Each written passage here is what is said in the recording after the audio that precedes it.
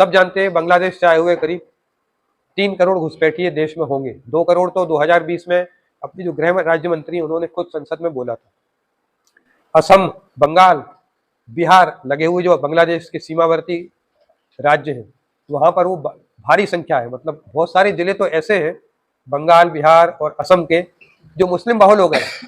किशनगंज देखो, कटिहार देखो, पूर्णिया देखो, मतलब बिहार के, बंगाल के तो कहना ही क्या, चाहे मालदा हो चाहे दिनाजपुर हो, और असम के ऑन रिकॉर्ड 13 जिले मुस्लिम बहुल हो चुके थे। 40% असम की आबादी आज मुस्लिम है। वो घुसपैठी है सारे, क्योंकि असम में जो भी लोग हैं मुस्लिम लोग, उसमें लोकल कोई भी नहीं है, क्योंकि वहां मुस्लिम राज्य रहा नहीं, तो धर्मांतरण भी नहीं हुआ, कुछ भी नहीं हुआ। जो भी लोग आए हैं तो आज का जो बांग्लादेश है वहां से आए हुए घुसपैठिए ही है।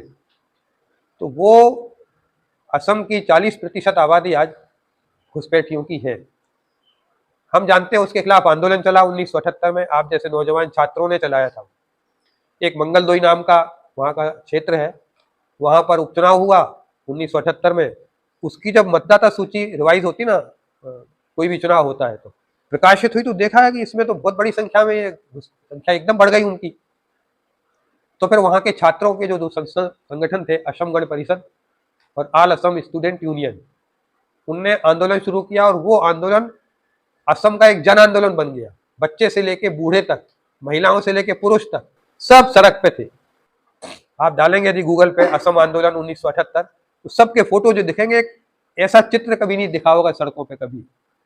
और उससे यह हुआ कि सरकार ने फिर उनकी मांगे मानी, और 1984-85 में असम समझौता हुआ।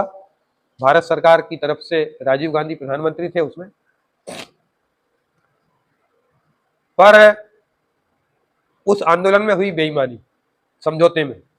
छात्रों की मांग थी कि आजादी के बाद आया हुआ हर घुसपैठियों को विदेशी मान के बाहर किया जाए, पर उन छात्रों को उन्होंने सत्ता का लालच दिया। तुम पार्टी बना लो, चुनाव लड़ो, तुम सत्ता में आ जाओगे। तो हुआ भी यही। उन छात्रों के संगठनों ने और असमगढ़ मतलब बना लिया, अपना पार्टी बना ली, एक पार्टी बनी, उस मुख्यमंत्री बन गए। उस समझौते में उन्होंने जो 1951 का जनगणना का आधार लेना था विदेशी घुसपैठ का, उसकी वजह उनने 20 साल आगे बढ़ा के 1971 का समझौता हुआ। 1985 में समझौता हुआ, और केवल 1971 के बाद आए हुए लोगों को उन्होंने विदेशी माना। 1971 तक के लोग उन्होंने भारतीय नागरिक के रूप में उनको स्वीकार कर लिया। इस प्रकार उस समझौते में बेईमानी हुई, और 22 साल के जो लोग थे वो उन्होंने अपने आप ही उनको भारतीय मान लिया। दूसरी बेईमानी क्या हुई कि 1971 के बाद के लोगों की पहचान करके उनको बाहर करना। ये कैसे होगा, इस पे चलता रहा मंथन। फिर निर्णय हुआ कि इसके लिए एक राष्ट्रीय नागरिकता रजिस्टर बनाया जाए। तो समझौते के 24 साल बाद 1985 में समझौता हुआ। वोटों का दबाव सरकार के ऊपर सबसे गंभीर दबाव होता है। इसलिए एक राजनीतिक दल के रूप में जब हम काम करते हैं, तो चाहे थानेदार हो और चाहे सरकार हो, इवन जनता भी ज्यादा गंभीरता से सुनती है। ये हमारा अनुभव आया अभी। मीडिया वाले भी ज्यादा गंभीरता से हमारी एक्टिविटी को लेते हैं। तो ये एक लोकतंत्र में, चूंकि शासन और जनता की हर गतिविधि को संचालित करता है, तो उसमें पॉलिटिकल पार्टी बड़ी महत्वपूर्ण हो जाती है।